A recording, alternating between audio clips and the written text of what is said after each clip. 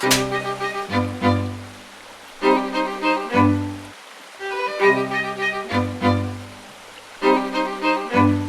afternoon, Billy. Good afternoon, sir. How are you today? I am very good. Years ago, there was this small group that made it into papers and wrote a book and stuff like that called Voluntary Simplicity. And it was very compelling to me. I considered myself a voluntary Simplest.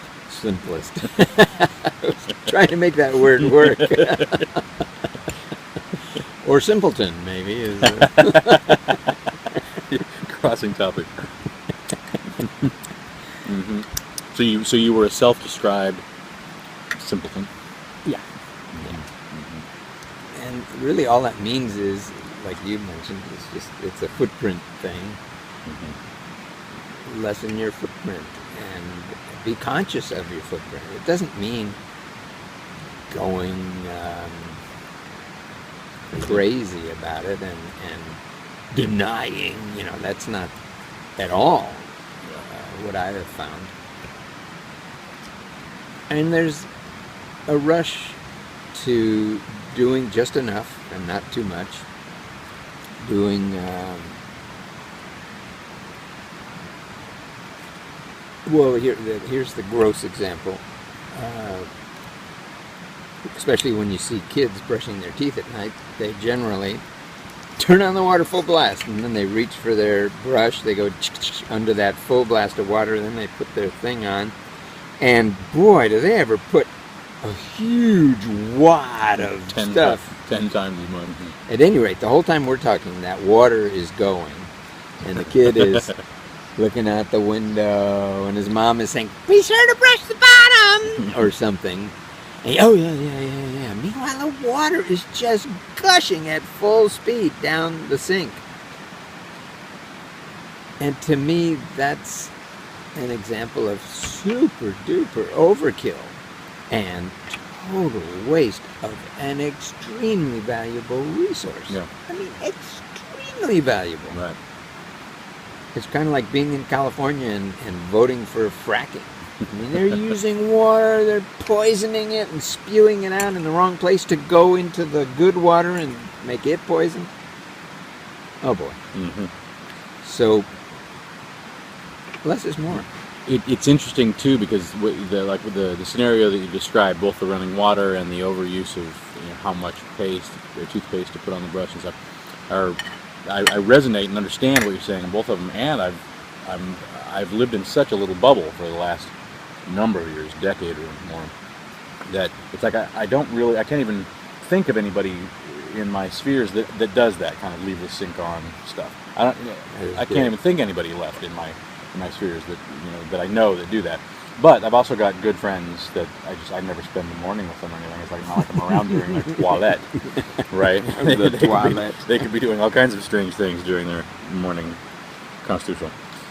But that and general water wasting. I think being raised as a small child in California, I think was something too that we were instilled in school, 3rd grade, 4th grade for me, about water use and not leaving the hose going and stuff like that. And so I think, and I've compared notes with other folks in my basic age range, particularly Californians, that we got beat with that stick in school. From my understanding, it lifted up, and they weren't beating nearly as hard after me. So there's folks that are younger than me that didn't get our same sense of, hey, you have to do it this way.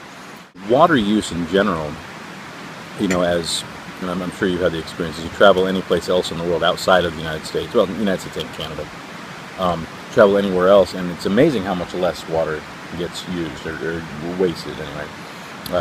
Particularly, of course, South America, they just don't have the same infrastructure that brings, treated municipal water into multiple places in a house to be wasted, right? We've just built this whole, and it really is amazing, the infrastructure that we have here in this country. It's amazing infrastructure, roads, water, sewage, all that stuff. It's boggling, and particularly the incoming water, so incredibly wasteful. It was hot shit to start with. Thinking about like how we started using water, going back even to like the Romans and stuff, and aqueducts, and some of those first times where we had water flow through a village, so you could just chuck your waste right in the trough, right? That was just cruising down the sidewalk, and off it goes. And at that point in history, it really did disappear. It didn't matter how many turds you were jumping in the creek, they were taken off and on down to the ocean and just gone. And it was truly out of your world, and you never had to worry about it again. And at that scale, a few hundred people in your village, a few thousand people on the continent, you could get away with it. And so now here we are, and it's amazing. Bring water in, drop it in the hole, and watch it disappear. Pretty cool experience for the individual, and lousy elsewise.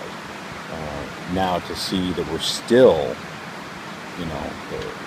pooing in water, like where my nephew and them would talk about it. Poo in water.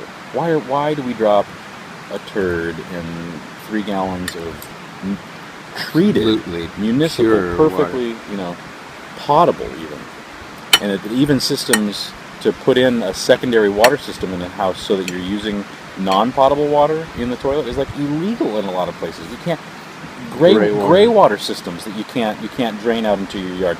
Roof catchment that you can't make that water just be going straight into your toilet tank, etc., etc. Quite a while ago, said that we probably wouldn't have a theme. We'd just commence. Mm-hmm. But then this morning, subscribe down below here. You can also right now just click on these two over here and go a little further. You can also go to Greeley and Friends. I mean, this, what you don't know probably is this is about friends. This isn't just a solo show.